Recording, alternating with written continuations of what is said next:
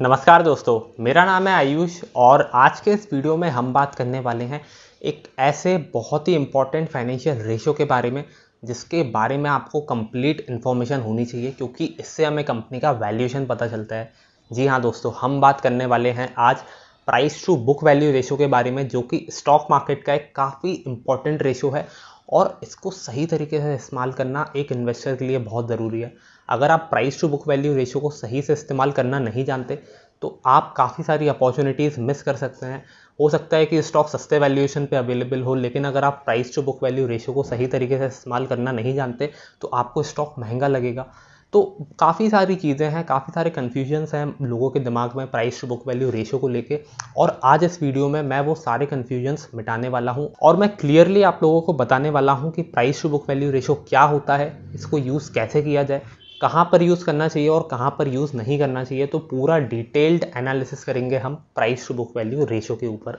तो दोस्तों, अब सबसे पहले हमें ये समझना होगा कि price to book value ratio होता क्या है। दोस्तों, अब आप अगर इस रेशो की तरफ ध्यान से देखेंगे तो एक बुक वैल्यू नाम का शब्द आ रहा होगा यहाँ पे। सबसे पहले हमें ये समझना होगा कि ये बुक वैल्यू शब्द का मतलब क्या होता है। अब ये जो दोस्तों बुक वैल्यू है, इसको निकालने का बहुत ही सिंपल सा फॉर्मूला है। कंपनी के पास जितने भी एसेट्स हैं उनकी वैल्यू को आप माइनस कर दीजिए कंपनी के पास जितनी भी लाइबिलिटीज़ हैं उनसे। अब अगर मैं बात करूं कंपनी के एसेट की, तो कंपनी के पास प्लांट एक एसेट हो सकता है, कंपनी के पास जो ज़मीन है वो एक एसेट हो सकता है, जो कंपनी ने इन्वेस्टमेंट करके रखे हैं गोल्ड में या ऐसे कोई भी एसेट में। कंपनी के पास जो कैश है वो कंपनी का एसेट हो सकता है। तो ये जो कंपनी के एसेट है, जब हम इनको माइनस करेंगे कंपनी की लाइबिलिटीज, जैसे कि कंपनी ने अगर कोई लोन लेके रखा है तो हम उसको माइनस करेंगे, कंपनी ने अगर कोई उधार लेके रखा है अपने क्रेडिटर्स से तो हम उसको माइनस करेंगे। तो ये सारी चीज़ें करने के बाद जो फाइनल वैल्यू निकल के आती है उसको हम बोलते हैं बुक वैल्यू। अब ये जो दोस्तों बुक वैल्यू निकल के आती है ना, इसको हम कंपनी की नेटवर्थ भी बोलते हैं, क्योंकि ये हमें बताता है कि कंपनी की एक्चुअल में वैल्यू है क्या। तो ये बात तो हो गई बुक वैल्यू की, लेकिन अगर मैं बात करूं price to book value ratio की, तो price to book value ratio हमें ये बताता है कि जो कंपनी की वैल्यू है वो अभी क्या है as compare to its net worth. क्या कंपनी का स्टॉक सस्ते वैल्यूएशन पे अवेलेबल है, महंगे पे ट्रेड हो रहा है, फेयरली वैल्यूड है। ये सारी चीज़ों का इंडिकेशन हमें दे देता है price to book value ratio. अब ये बात तो हो गई कि price to book value ratio होता क्या है। अब इस price to book value ratio को कैलकुलेट कैसे किया जाए उसको भी समझना बहुत ज़्यादा इंपॉर्टेंट है यहाँ पर। तो अगर हम price to book value ratio के फॉर्मूले की तरफ नज़र डालें तो आप यहाँ पे देख सकते हैं कि price to book value ratio का फॉर्मूला होता है current price per share divided by book value per share. मतलब जो एक शेयर की प्राइस है उससे हम डिवाइड करेंगे बुक वैल्यू पर शेयर को। इस चीज़ को समझने के लिए हम एक लाइव कंपनी का एग्जांपल लेते हैं। अब मान लेते हैं ये जो जेके पेपर कंपनी है, जो कि A4 साइज़ के पेपर बनाती है, आप सभी ने इसका नाम सुना होगा। बहुत फेमस कंपनी है, इंडिया की एकदम टॉप की कंपनी है when it comes to making paper. तो इस कंपनी के अगर हम शेयर प्राइस की तरफ नज़र डालें तो जो शेयर प्राइस है वो 154 रुपीज़ है और बुक वैल्यू इस कंपनी की 145 रुपीज़ है। तो अगर हम इन दोनों को डिवाइड करें आपस में तो जो हमारे पास price to book value ratio निकल के आता है वो आता है 1.03 का। अब यहाँ पे हमारे पास price to book value ratio 1.03 का तो निकल के आ गया, लेकिन अब ये सस्ता है कि महंगा है, चलिए इसको समझते हैं। तो दोस्तों, अगर price to book value ratio 1 के आसपास है, अभी जैसे जेके पेपर वाले एग्जांपल में जो price to book value ratio है वो 1 का है, मतलब जो स्टॉक है ना वो फेयरली वैल्यूड है। ऐसा इसलिए क्योंकि प्राइस टू बुक वैल्यू हमें ये बता रहा है कि अगर आप 1 रुपये पे करते हो किसी स्टॉक को खरीदने के लिए तो उसके अगेंस्ट में आपको वैल्यू कितनी मिल रही है, कितनी नेटवर्थ मिल रही है यहाँ पे। तो 1 का रेशो हमें बताएगा कि आप अगर 1 रुपये पे कर रहे हो तो आपको 1 रुपये के एसेट्स उसके अगेंस्ट में मिल रहे हैं। अगर price to book value ratio 1 के नीचे होगा, 0.80, 0.60 ऐसे होगा, तो जो स्टॉक है ना उसको अंडर वैल्यूड समझा जाएगा, मतलब सस्ते वैल्यूएशन पे मिल रहा है ऐसा माना जाएगा। और अगर ये price to book value ratio 1 से ज़्यादा है, मतलब 1.5 है, 2 है, 3 है, 4 है, तो हम इसको जनरली महंगा मानते हैं। हम ये समझते हैं कि स्टॉक ओवर वैल्यूड है। लेकिन ये कंडीशन ना दोस्तों कहीं कहीं पे अप्लाई होती है, कहीं पे अप्लाई नहीं होती है।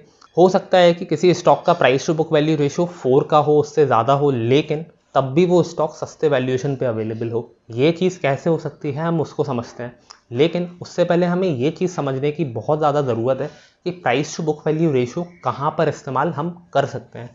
तो दोस्तों, जो price to book value ratio है ना, उसका इस्तेमाल हमें ऐसी जगह पे करना चाहिए जहाँ पे कंपनी अपने प्रॉफिट्स, अपने रेवेन्यूज़ सारे एसेट्स के थ्रू जनरेट कर रही है। जैसे अब मान लीजिए मैं जेके पेपर का जैसे एग्जांपल लूँ, तो जेके पेपर को पेपर बनाने के लिए पूरी की पूरी फैक्ट्री चाहिए, उन्हें बहुत बड़ी ज़मीन चाहिए, रॉ मटेरियल चाहिए। तो जो पूरा बिजनेस है ना दोस्तों, वो बहुत ही हैवी एसेट्स पे बेस्ड है।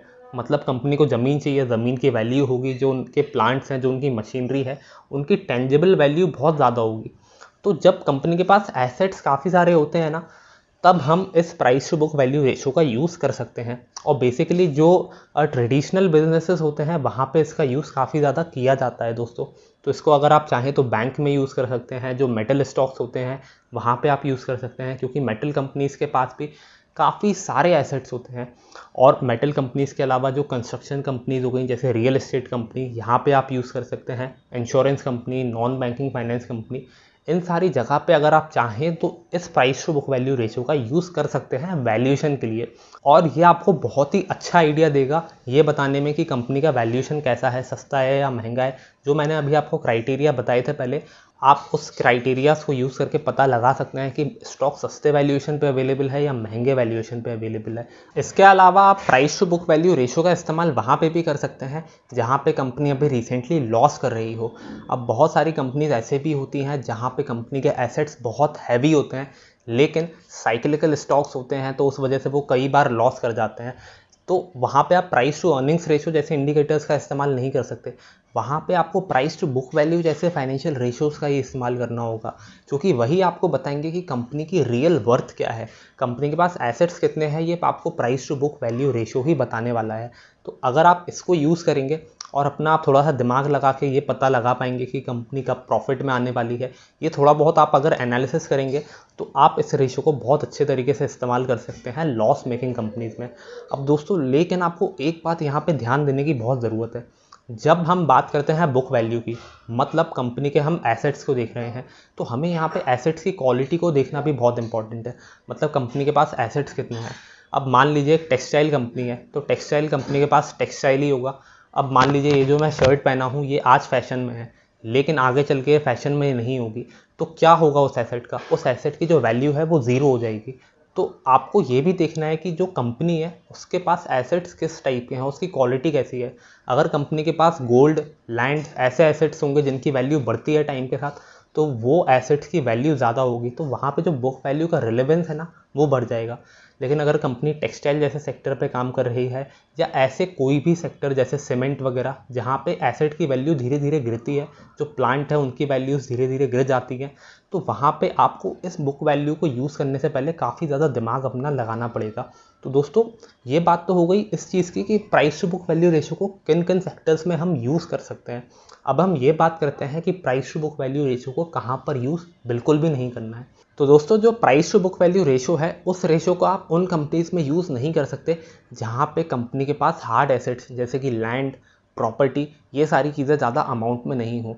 अगर मैं एग्जांपल लूँ कुछ सॉफ्टवेयर सर्विसेज कंपनी का, जैसे कि टीसीएस, इन्फोसिस और कुछ और ऐसी कंपनीज का जो कि वेबसाइट से अपना रेवेन्यू कमाती हैं, जैसे कि इंडिया मार्ट, जस्ट डायल, तो ये सारी जो कंपनीज है ना, इनके पास कुछ भी हार्ड एसेट नहीं है, जैसे कि लैंड, प्लांट एंड मशीनरी, ये सारी चीज़ें नहीं हैं। अगर हम बात करें टीसीएस, इन्फोसिस, विप्रो जैसी कंपनीज़ की, तो यहाँ पे इन कंपनीज़ के पास कुछ बहुत बेहतरीन एम्प्लॉयज़ हैं और वो बेहतरीन एम्प्लॉयज़ मदद कर रहे हैं कंपनी को पैसे कमाने में। अगर हम बात करें इंडिया मार्ट, जस्ट डायल जैसी वेबसाइट्स की, तो अगर आप जस्ट डायल के ऊपर ध्यान देंगे तो वो सिर्फ एक वेबसाइट से ऑपरेट कर रहे हैं। मतलब उनके कोई ऑफिसेस नहीं है, लोग वेबसाइट पे आते हैं, अपनी इन्फॉर्मेशन लेते हैं और निकल जाते हैं। तो यहाँ पे कंपनी के पास कोई हार्ड एसेट नहीं है, तो जो बुक वैल्यू होगी ना कंपनी की, वो काफ़ी कम होगी यहाँ पे। लेकिन यहाँ पे कंपनी अर्निंग तो बहुत ज़्यादा कर रही है, तो हमें यहाँ पर प्राइस टू अर्निंग रेशो को यूज़ करना है, price to book value ratio को नहीं। क्योंकि कंपनी के पास ज़्यादा एसेट्स नहीं होंगे, तो यहाँ पे हमें वो एक अच्छा इंडिकेशन नहीं दे पाएगा कंपनी के वैल्यूएशन का। तो आपको हमेशा याद रखना है कि आईटी या सॉफ्टवेयर रिलेटेड जो भी सर्विसेज होती हैं, जहाँ पे कंपनी के प्रॉफिट्स या रेवेन्यू डिपेंडेंट नहीं है किसी हार्ड एसेट पे, वहाँ पे आपको इस price to book value ratio का बिल्कुल भी इस्तेमाल नहीं करना है। अब दोस्तों, इसके अलावा price to book value ratio को आपको वहाँ पर भी इस्तेमाल नहीं करना है जहाँ पर कंपनी अपने प्रॉफिट्स किसी रॉयल्टी या किसी लाइसेंस वगैरह के थ्रू लेके आ रही है। जैसे अगर मैं बात करूं डोमिनोज पिज़्ज़ा की, बर्गर किंग की, तो ये सारी जो कंपनीज है ना, इनकी ब्रांड इमेज बहुत अच्छी है, इसी वजह से लोग इनके पास बर्गर खाने जाते हैं। लेकिन अगर मैं बात करूं टेस्ट की, तो हो सकता है टेस्ट इनका इतना ज़्यादा अच्छा ना हो, कोई और भी ऐसे बर्गर्स बना सकता है इनसे कम कॉस्ट में, लेकिन इनके बर्गर्स इतने ज़्यादा अच्छे तरीके से इसलिए बिकते हैं क्योंकि इनकी ब्रांड इमेज अच्छी है दोस्तों। और ब्रांड इमेज की कोई भी टेंजिबल वैल्यू नहीं होती। अगर मैं बोलूँ कल के दिन कि यार मुझे मैकडोनल्ड्स की ब्रांड इमेज बेचनी है, तो मैं ऐसा नहीं कर पाऊँगा क्योंकि इसकी कोई टेंजिबल वैल्यू नहीं है दोस्तों। तो यहाँ पे भी हमें price to book value ratio का इस्तेमाल नहीं करना है। जब हम price to book value ratio को देखते हैं या हम बुक वैल्यू की बात करते हैं, तो बुक वैल्यू को हम एक ऐसी वैल्यू की तरह समझते हैं कि जब कंपनी अगर लिक्विडेट होगी तो हम उस कंपनी के एसेट्स को बेच देंगे, और कंपनी के एसेट्स को बेचने के बाद जो वैल्यू हमें मिलेगी, कंपनी के एसेट्स बेचने के बाद जो पैसे हमें मिलेंगे, उस पैसे को हम समझते हैं कंपनी की बुक वैल्यू। तो यहाँ पे हमें बुक वैल्यू का इस्तेमाल करते समय ये याद रखना है कि बुक वैल्यू को वहीं पर इस्तेमाल किया जाए जहाँ पे कंपनी के पास हार्ड एसेट्स जैसे कि प्लांट मशीनरी ये सब हो, और लाइट एसेट्स सॉफ्टवेयर वेबसाइट ये सारी चीज़ें ना हो। तो दोस्तों ये था आज का video price to book value ratio के ऊपर। उम्मीद करता हूँ आपको ये वीडियो अच्छा लगा होगा। अगर ये वीडियो अच्छा लगा हो तो प्लीज़ लाइक ज़रूर कीजिएगा, इसे सब्सक्राइब करिएगा हमारे चैनल को, and thank you for watching this video.